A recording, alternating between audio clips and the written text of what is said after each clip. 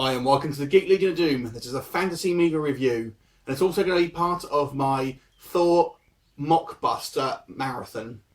So this is the second film, so part 2 of the series, and this is going to be looking at a film called Thor, Hammer of the Gods. So this one was actually made a little bit before the original Marvel Thor movie. It was made in 2009, and Thor, the Marvel film, was made in 2011. So you could argue typically this isn't actually a mockbuster because it came out before, although I've got a feeling it was probably put in production because I knew a Thor film was going to be coming out, and also I think it was re-released at all the time as well. So I am going to count it as a part of the mockbuster range. So it's actually a little bit of a different take. Now, the previous film I looked at was a superhero film. This one is a fantasy film, and it's all sort of set within a kind of a Viking setting, like a period piece. Now, the interesting thing here is the actual Thor and all the characters you've got, Sif, Freyja, everyone, they're not actually presented as gods. So they're not in Asgard, they're simply on Earth as mortal characters, but just called the names of these various different sort of Asgardian deities and things like that. So the quest really is you have them kind of coming up to this shore to come on an exploration, and there's a sort of the party of them, probably about 20 or so Vikings, and they kind of come across a village with some survivors inside. And one of the party is kind of attacked by something that can only be described as a wolf. And the first part of this story really is trying to figure out what's going on. There's this apparently there's this kind of like unseen menace that's kind of we see is fairly bestial, but we don't quite know what's happening really. We soon find out that it's actually werewolves, and they're serving Fenris, who, according to this, is the son of Loki. So it's basically turned into a kind of Vikings versus werewolf movie, and the idea being that the Thor, who's one of the characters, is having visions of him. He's just a guy. He's just a Viking, but he's having visions of a sort of a warrior fighting a sea serpent with a massive hammer and things like that. And we find that he's kind of almost like the reincarnation of this unnamed warrior who is the sort of the champion of good. Hence, he's when he eventually gets the hammer, he's then going to be Thor, more or less as we sort of know him. So that's the kind of the basic plot, and this film, from what I've seen, has got relatively low reviews. But I do think it has some redeeming qualities, if I'm completely honest. I actually think this looks like a great film. The cinematography, the set design, the costumes look really impressive, I've got to say. It's all set in a kind of on an island, and it's all very sort of like wintry and snowing and stuff like that. So the location and the cinematography, I think, is really good. And for a low budget film, my hat's off to you, because I think it's pretty decent in some of the sort of shots, especially some of the battles in the snow and stuff. I think look pretty decent, and it looks genuinely like almost like what you would imagine like a Viking sort of settlement or whatever to look like. The first act I thought was pretty decent. So if you don't know what this movie's about so much, I think you get a better sense of you'd enjoy it a bit more. Because you don't necessarily know it's werewolves. I'm going to just spoil it for you right now.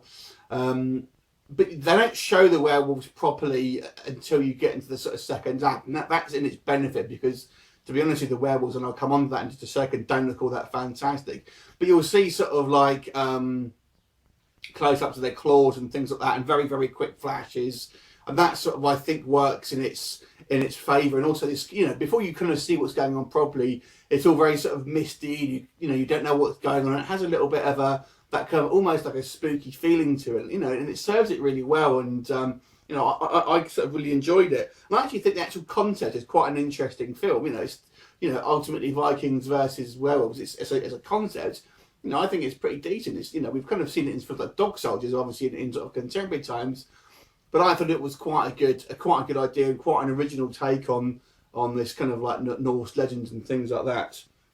And what I also appreciated, now some people may not like this admittedly, now that the attempts to speak, obviously it's in English, but they're trying to speak in a kind of like, almost like a Shakespearean way, and kind of sort of use some of that sort of colloquialisms and things like that, and accents to try and kind of give it that sort of flavour. Now, unfortunately, it does have a fair amount of negative points as well. Now, I mentioned earlier on what they do for these werewolves. They're part practical and part CGI.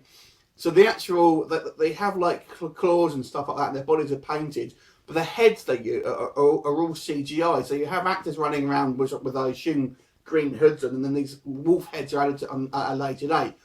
But the problem is you kind of see them wobbling, not quite sort of fitting with what's happening on screen, and it looks a bit shit.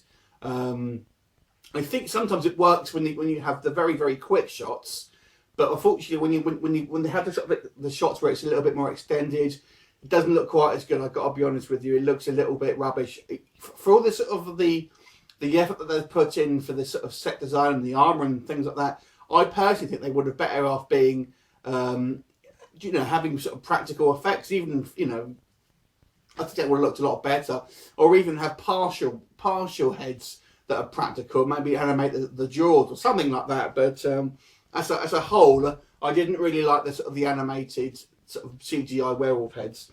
And it's not just limited to that. We see a scene with the CGI where they come across like one of their sort of fallen warriors, and the character Sif sort of wants to put him out of his misery and sort of stabs him with a sword. And she's sort of stabbing him, and it's going through with like literally no effort. It's obviously all a CGI sword, and it just looks like she's stabbing air, and you actually kind of see the blade sort of wobble around because whether to follow her hand, and again it looks like it's just going through air. One of the big issues here is going to be Thor himself.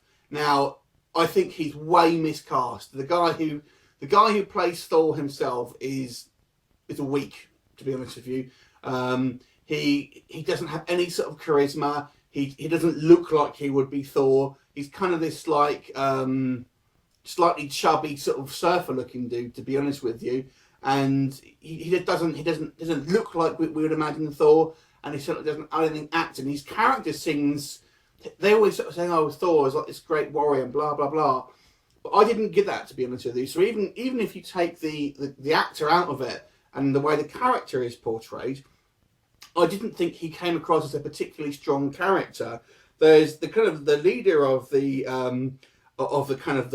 Vikings is Balder, and we sort of told that he's Thor's brother. And he, to me, was a lot stronger character. He seemed a lot more of a natural leader, a lot more charismatic than Thor himself. Unfortunately, Thor, I thought was pretty much overshadowed by him, and not a particularly great character. The actor's name was Zachery Bryan, who played Thor, but miscast, and I don't think the actual character, the way he was directed, the way he was written or whatever, was particularly good either. The acting as well sometimes is okay, I would say, for a low budget B movie. But that said, some of the delivery of lines are quite stilted and wooden, and some of the dialogue as well is a little bit cheesy, especially when you're kind of trying to sort of say it with these sort of Norseman accents and things like that. Like I said, I think the attempts on the sort of the kind of the way they're speaking is going to be a matter of taste, but sometimes I think it maybe makes the sort of the acting seem that little bit much more wooden. I'd also say the second act kind of lagged a little bit. After a great first act, I thought the second act pretty much lagged, and the third act was kind of just more of your typical sort of action film. So the other main issue I have is the actual choreography of the fights. So again, all this effort's been put on with the set design, blah, blah, blah, but the actual fight scenes look particularly crap. There's one where they're the first sort of proper battle they have with the werewolves in this kind of village in this sort of beginning of the second act, really. You actually see just people sort of fighting air, and the actual, when you have kind of more close-ups of like one-on-one battles, that just the way it's shot doesn't look particularly exciting. It doesn't look particularly like a realistic battle. So, you know, that's my issue with that. Now, that makes like a lot of negatives, but I wanted to be a bit more sort of critical of this one, because I actually think there was a lot of decent stuff going on here. And I think that the look of the film was great on the surface. You know, unfortunately, there were some sort of niggling faults, some of which I think maybe could have been easy fixes, but others I thought were a little bit more sort of fundamentally wrong. But overall, I would say it wasn't a bad film. I actually quite enjoyed it. I did find myself, I say, lagging in the second act a little bit, to be honest with you. But to be fair, there's certainly worse sort of fantasy films. Not really a superhero film, this one, any stretch of the imagination. And obviously it is changing up the way that Thor is presented in sort of in most sort of like literature and things like that. But as a fantasy film, I thought it was okay. I'm going to give it probably slightly below average, so I'm going to give this one a 4.5 out of 10. So, have you seen this one? Let me know what you think, and how did you think it compared to part 1 of my Mockbuster review, and how's it going to compare to parts 3 and 4? Leave me a comment. I look forward to seeing you soon. Bye now.